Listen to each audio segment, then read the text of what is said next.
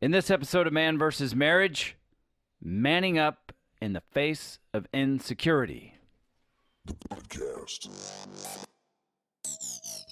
How good do you want your life to be? It's truly about becoming the best version of yourself that's possible.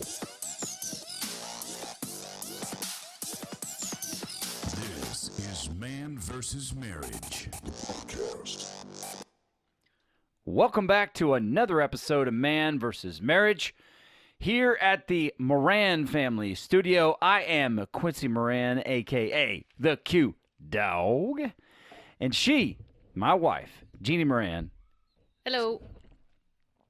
If this was a video podcast, you would see that she had a good time mouthing what I said with And the you Q smiled Dog. through the whole thing. I did. You tried I real did. hard not to laugh. So today, we are going to talk about insecurity. Now, I might be the only guy in the world who deals with it, because there's some super studs out there that at face value, they have no issue. But maybe they have it just like me. Anyway, I'm kind of bumbling around a little bit because I'm a little nervous about this episode. I'm exposing my insecurities, but it's my commitment. It's the code that I live by. Once I have awareness of something, I have to go straight at it. This is pretty early on in the process, so it may not sound as well thought out. But I'm also living by the code that I'm going to share with you what Jeannie and I are going through. We're going to give you our journey. And for that, this is the journey episode about facing insecurities or manning up in the face of insecurity. I don't know exactly what I'm going to call it, but I know I have to record it. So here we go. So I don't know. Is there anything you want to say before this episode starts? Nope. Okay. Well, I still don't have any time to waste then. Good.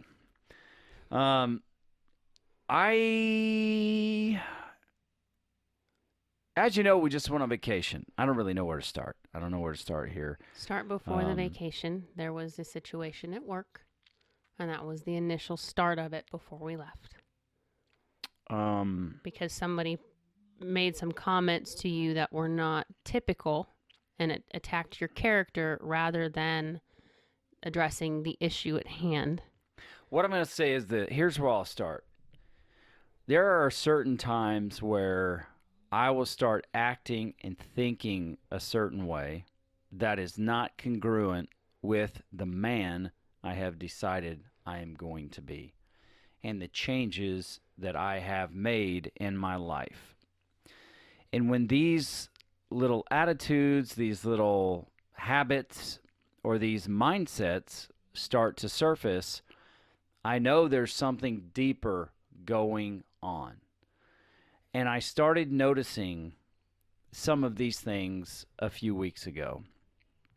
And there were situations at work in my career where some things were said to me about me that are absolutely not me.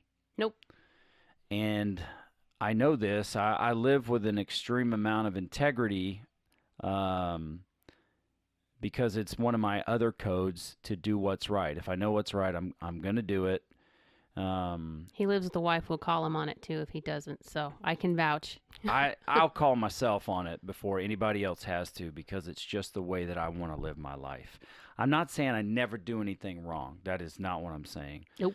But when it comes to my code, I do everything I can to live by it. But anyway, things were said to me about me that are absolutely not me. And then there's a lot of uncertainty and things going on in life and in business right now. And then there's uncertainty at home and things that are that just get difficult. We are all faced with challenges. It's nothing new. But when people that you have respect for say things to you or about you or at you,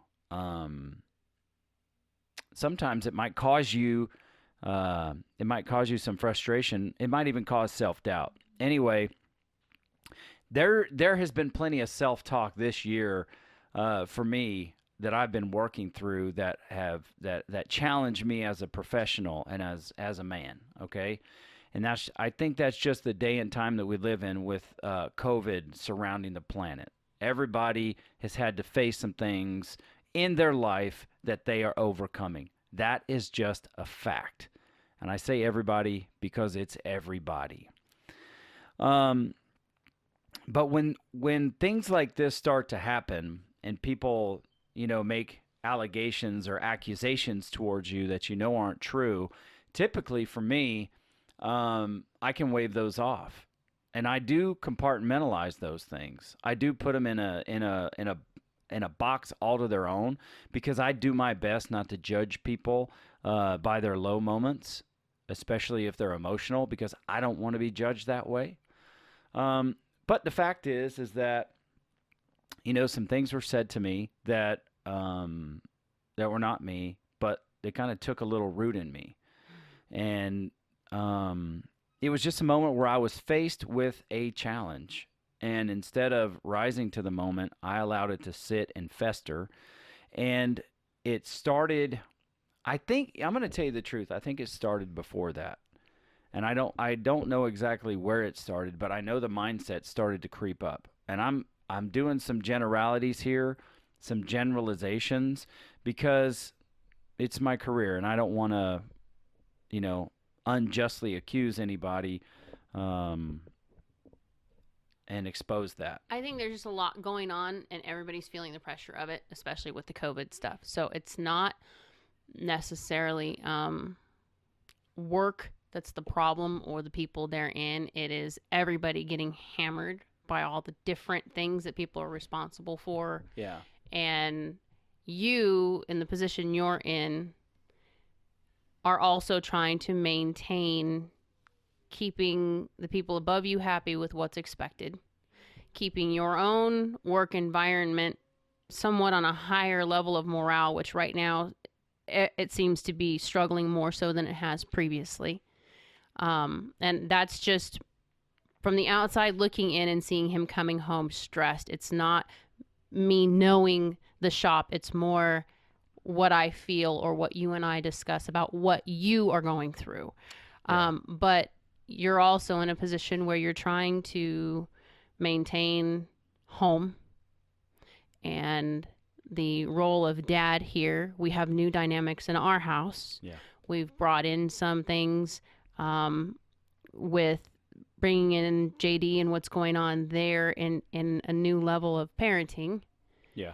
And it's not really a new level. It's just having to take the tools that we have learned, and now we're applying it to somebody who's coming from a completely different situation than any of us have been through, and trying to figure out applying your motto and philosophy to him and his situation so that he can move past stuff. Right. But it's also you and I had a shaky spot. Mm-hmm. And the way Quincy and I have discussed this, the stuff going on around us, the circumstances around us, the people around us, the stuff that the COVID, the work crap, the family stuff, everything to me looks like a tornado. And when we're firm in who we are, what we believe in, and the man you want to be, your feet are firmly planted. The tornado can spin and spin and spin. It's not going to pull you up. However, if there is a chink in the armor, and usually that chink comes between you and me, if something is not steady with us, be it individual, which affects the marriage because we don't know how to deal with it, or if it's something between the two of us that we haven't gotten into yet, or maybe we didn't know was going on, your foot lifts just a little bit. And just taking that foot off the ground is enough to make that tornado start rocking you a little bit and kind of start shaking you up. So then you start seeing the circumstances are starting to dictate now because you're not solid. Yeah, and I am a firm believer in not allowing your circumstances to dictate your identity, not allow them to say who you are. Being that I'm a man of faith, I believe the words God says about me as opposed to what the circumstances are. Because a lot of times you can't control the circumstances. And I'm big on controlling what you can control focusing on the things that you can affect, and whatever the circumstances are, you can face them at the moment. But I allowed, it wasn't just this comment at work, but it was the circumstances surrounding life. I think the seed was there. The circumstances at work just kind of watered it. Yeah, that's fair to say. So obviously I wasn't necessarily on my game at that time. So that it kind of began to take root, and then I started getting a bit sensitive, and being sensitive at the right time is okay, but being sensitive at the wrong time can really screw you. So to get into it, when we were up on our vacation is when I noticed it the most, because I had told Jeannie that I wanted a date night. I wanted a date night for us where we just separated ourselves from the kids, went in this big old beautiful master bedroom, have dinner, and just spend time with us, let the kids do kid things. And at the last minute, she was like, no, I want to have dinner with everybody. So I was like, it's not a bad idea. And then we ended up watching a movie too. It got late. And then at that point, I kind of noticed that I was like, well, screw this thing. I can't, how honest can I just be on the microphone? I just got to be forthcoming. Say it ugly. Yeah, I gotta say it ugly. Anyway, in my head, I'm thinking there's two schools of thought here. It's like, why is my wife choosing kids over me? I don't get this. She knows I want this date night. This has been planned. I don't understand this. But then I come back with some reason. This is good old self-talk. I'm keying you in. Then I come back with the self-talk of, well, she's an introvert. She's out. She wants to be with the family. She wants to spend time. She wants to be around everybody. So there's actually nothing bad here. There's nothing bad here in this moment. It's actually good. So I'm just going to choose not to be upset about it. So we were supposed to go in the room later, watch a movie, take a shower together, and then do what we're going to do after we have a shower with each other, and we are naked. You said it was just going to be a shower. It was never just going to be a shower, and you know it. You lie me. Keep going. You're going to get sidetracked. Yeah, because you're the one trying to sidetrack me here. Anyway, after a while of thinking about this, I got stuck on this. Why is she choosing something else instead of choosing me? And my self-confidence, it's already kind of rocked because of situations. And I'm not dealing with that appropriately. I guess I don't realize it, but I'm not dealing with it appropriately. And then at this point, it's like after 9 o'clock. The kids still have school the next day, so it's getting later. So we start a movie, then Kirsten is just not sleeping there. Yeah, we had a couple nights. That was a big challenge. So I know at probably 2 or 3 o'clock in the morning, we're going to be working through relieving Sophia so that she can sleep and do her schooling because she was staying with Kirsten. Anyway, but at that point, I was so put off that I couldn't rev my motor to think about getting in a mindset for sex anyway, which is weird because I'm a dude and it doesn't take much to get a dude in the mindset for sex. It's like if you're talking about that section of the house and it sounds like sex, dude is in the mood. That's just the way the dude works, okay? But I realized that I had a problem right there. Truly realized it's like, okay, there's something deeper here. Because I like to take time to reflect on what is causing this attitude. What is causing this action, this thought process. Because it's not necessarily about what's going on in the moment. There's a root there. There's something there that I don't see that's causing this. So the other example kind of escapes my mind at the moment. I don't know if I made a note on here. the vacation? Yeah. Okay, so it started Tuesday night. We didn't have our date night Tuesday night. The date night was Thursday night. It was supposed to be Tuesday, like it always is. Wednesday, we had to go to the grocery store again. We were getting stuff for that evening. And I asked you to take me over to go get left, center, right. Because I wanted, the kids were, with the new dynamics and the change and bringing JD in when we did, we literally got him that morning and then we took off for vacay. Right. So he hadn't been around us yet. We hadn't spent any time with him in many, many years. So this was kind of a get to know you. And we were on vacation, so the Wi-Fi restrictions weren't there. Yeah. The not going anywhere restrictions, you know, they had a little more leeway because we were gone. And we were kind of trying to feel out what exactly we were bringing into our house and how we were going to maintain it. So the first night, we had the table conversation with house rules, what's expected, what does he expect, so forth. The second night, we were supposed to have a date night the night before. Soph had a hard time with Keeks, and it was the first night, so we kind of assumed it would happen. We were doing schoolwork and stuff, and the kids wanted to shoot pool. None of the kids knew how to shoot pool, so we were playing pool all night and watching movies. They wanted to watch a movie. That was a good time, too. So that skipped the first date night. Then Wednesday, we went to the grocery store, and one of the girls had asked me if we could do... Oh, no. 2A had asked, could we do birthday party, because JD's birthday was the week before. We missed it. And it was 16, which is a big deal. Normally, in our house, 16 is a big deal. We didn't have that opportunity to do that for him. So we went to the store. We bought stuff to do birthday. And we bought stuff to make favorite foods and whatnot for lunch and what have you. Well, it kind of carried over into the evening. And then we were playing more pool. And then he wanted to watch a movie. And it was kind of like his birthday. So we were watching movies and hanging out because that's what he wanted. So that shifted the second night of date night. And then the third night, we had to go out to the store again because apparently when you go rent a cabin, they don't understand that, 12 people require more than a small refrigerator. Everybody doesn't think like we do. They don't have 3 freezers, 5 fridges, and, 10 dogs to feed.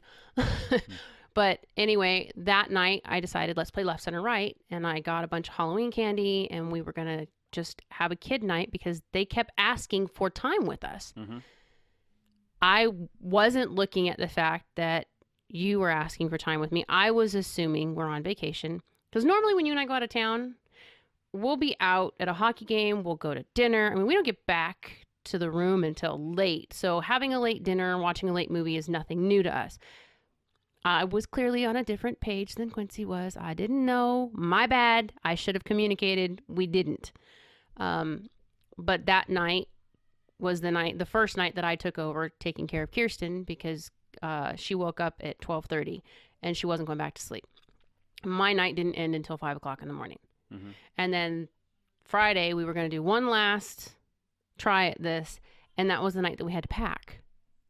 So no matter how I worked my day that day, I was going to be up at night packing because we were going to be leaving the next morning. And then Kirsten didn't sleep again, so that was my second night of being up all night with Kiki and trying to get us ready to leave. So basically, I locked into mom and stayed in mom mode the whole trip. I didn't get any of my writing done. I didn't do any of the things that you and I had set out to do. We didn't do morning breakfast or anything together. It was family. And I didn't stop to realize, I didn't notice the signs that you were struggling with something. I knew you were frustrated with me. We did discuss it a little bit, but we didn't actually have the full conversation until we got home. And I think that's kind of what played was I kept pushing you off to be with the kids. By the time we got to our room and it was late at night, you were just fried for the day. I was tired. I hadn't been sleeping because of Kirsten. So we had just kind of come to the conclusion of this is just not happening. Yeah. And probably the mindset that should have been, taken when we went there is that family vacation's about family, us vacation's about us. And we got the chance to get our time in the very first night, but when we kind of lined it all out, for the sake of the story or the path that I remember, is that 2A had something he had to do an all-day class on Wednesday. No, it was Thursday, but then things got canceled for him. Irregardless, there was that situation that got this whole, why is she choosing this instead of me? And then that mindset started to take root because I was first pissed at myself for being upset with you. And I wasn't necessarily upset. I was put off. I just felt put off by it. And something started to grow there. And then there was another situation that for the life of me, I cannot remember right now, but it was another choosing situation where I was like, what is this? Someone came to the house, and my response was different. And I was very playful and fun and in a good mood, and it kind of rubbed you the wrong way for a minute because I was choosing to entertain and be involved there rather than... Oh, there was one more situation still before that. Oh, gotcha. That was like the straw that broke the camel's back to say, you've got something going on here and you know it's not right and you need to look deeper at what it is. Anyway, and going through this situation, obviously the cat is out of the bag because what it was insecurities in me. And those insecurities started rearing their ugly head. Now, these are things that I thought I had already addressed and that I had taken care of. But apparently I hadn't. But the most important part is not actually what you see, it's what you don't see. That's the root of the issue. And unless you go to the root of something, you're not going to conquer it. You will not.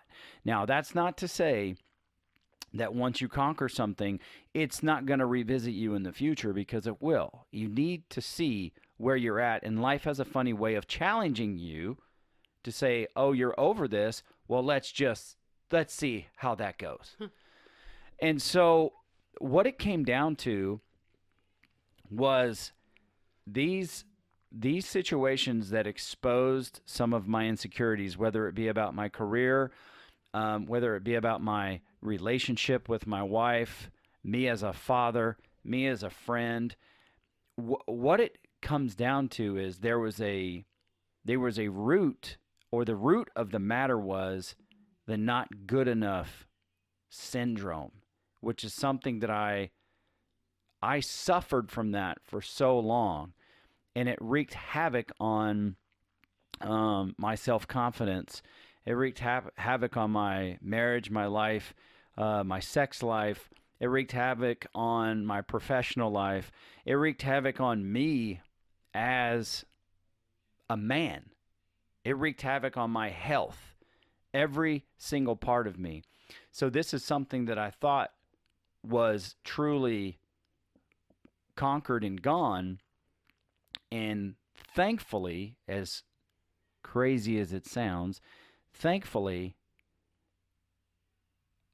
it exposed itself to me again. Because what I truly believe is where I'm going, the future me in 1, 2, 3, 4, 5 years from now, had this not been exposed in my life, the future me can't have this particular thing in his life for where this podcast is going and where my next podcast is going. This not good enough syndrome needs to be finally put to death in me. It needs to be conquered once and for all. And I'm thankful that it was exposed now. It took this level of challenge to really expose how deep this thing was rooted in me. Because I've gotten rid of a lot of that. But apparently there was still a little bit left. Does it make sense what I'm saying here? Mm-hmm. Okay. So the me 5 years from now, in order to be successful in where I believe this thing is going, for me to assist in mentor and help men become family famous, to become the best version of themselves, where I want to go as a professional, where eventually I'm going to go as a man of faith and use that platform to speak and encourage people. If this was exposed then, in 5 years from now, I think it might jeopardize me even more. So I'm happy. As hard as this has been, I'm happy that it's happened right now. And so once I was speaking to a friend of mine that talked to me about the time and the place and where I'm at, and that what I'm doing is right, and that I am in the right place, and that professionally I am, the right guy, and the right things are happening. And he used the terminology, which is, if you're a person of faith and you've been in the church, you'll understand. He says, lean in closer to the fire. Don't back away. And that for me is like, lean in harder on the challenge. Don't back away. When you feel challenged in these circumstances, you get some fresh perspective in the moment, and then you lean in harder and you find out where it is. And that's where I'm at. And then I had to take the dirty business of exposing myself, the genie, to say, look, I've been insecure, and I've been thinking things that aren't fair to you, and I've been concerned about things that aren't fair to you. And I want to put it out there, and I want to let you know this is where my mindset has been. This is how silly it got to, and it has no right to be there. And I want to make it right, because if there's anybody in this world who thinks I'm good enough for something, it's my wife believes that. I was looking for the text. I couldn't find it. The one that, which one? Greatness. I was looking for it. I couldn't find it. It's not in my phone. Oh, it's still in my phone. Which that was a very timely text, because I believe it was That was the very beginning of all of this. That's true. That is true. I could find that, and I probably should. It's the very, very start of this. Well, it might have started before this, but I think when it started coming to an actual head was right before vacation time. You were just getting slammed with stuff from work, and it was things that were attacking your integrity, things that were attacking your commitment to not only your position, but to the people around you. There were a lot of variables that were out of your control, but yet your responsibility. And your integrity was taking a hit big time.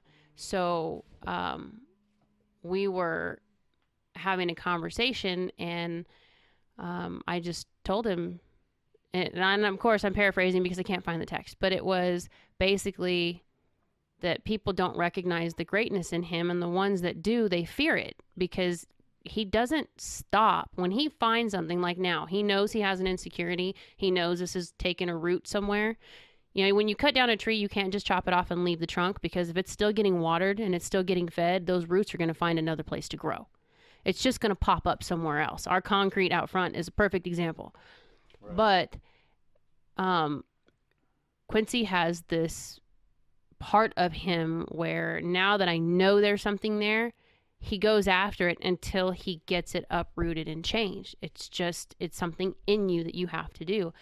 And when someone attacks your integrity, and this is a part of you that is solid, you don't waver. This is right and wrong. This is what feels appropriate or not appropriate. This is how you address everything in life, from your children to your job to your faith. You don't waver there. And for someone to take a shot at that, multiple someones to take a shot at that, you were starting to not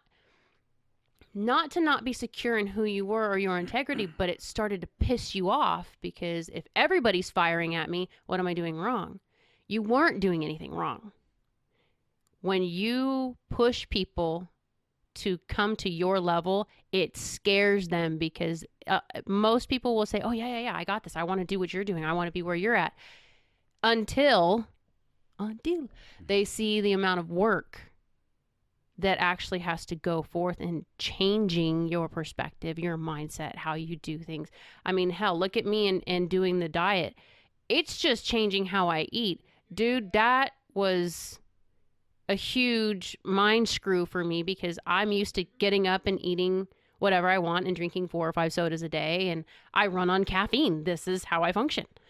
So it was very, very hard to switch, but it took 12 weeks and it switched. And it's very easy for me now to say, okay, yeah, I can have this stuff once in a while, but I'm not going to go back to doing it all the time. The things you were up against, people would change for a day or two, maybe just to kind of, I don't know how to put it, maybe to mollify you, to be like, okay, well, I'll pacify you and give you a little. And then they went right back to what it was. And then when you call them out on it, they get mad. He calls me out on stuff, guys. It's not just work. It's not just the kids. If you have given him permission to call you out, to be your accountability, he's going to call you out. It is what it is. It's part of your integrity. The fact is that I lead by example because I call myself out too. You do, very much so. So let's wrap up this journey episode. I want to get into a little more detail for the game plan episode, and then maybe in the playbook episode, give you some ideas on how you can identify this. I want to help you. Maybe your issue is not insecurity. Mine is, and I'm working through it. Now, I'm going to tell you in the game plan episode just how this unfolded and how I was able to rebuild my self-confidence. How was I able to do it? That's coming in the game plan, and we will see you then. For this episode, I am the Q Dog, and she is Jeannie Moran, and this is Man vs. Marriage. The podcast. How good do you want your life to be? You gotta live on purpose, for a purpose. It's truly about becoming the best version of yourself that's possible. This is Man vs. Marriage, the podcast.